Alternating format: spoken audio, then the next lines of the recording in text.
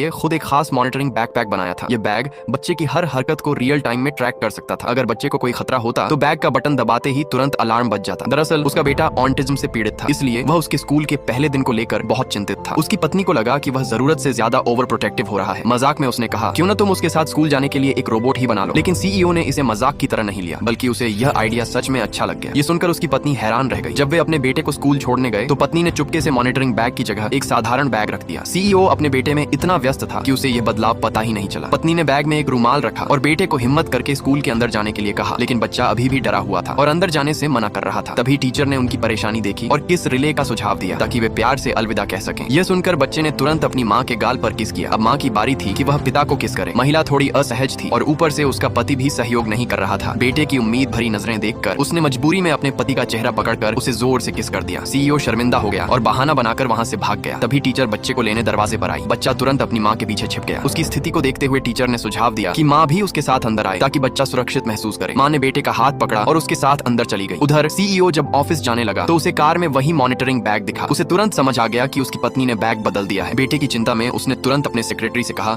कि स्कूल के सामने ही एक घर किराए पर लिया जाए और वहीं से काम किया जाए। उसने कई टेलीस्कोप भी लगा दिए ताकि वह अपने बेटे पर नजर रख सके। लेकिन माँ के साथ होने से बच्चा बिल्कुल सामान्य व्यवहार कर रहा था। थोड़ी देर बाद माँ खिड़की से हटकर टीचर के साथ चली गई। यह देखकर सीईओ को अच्छा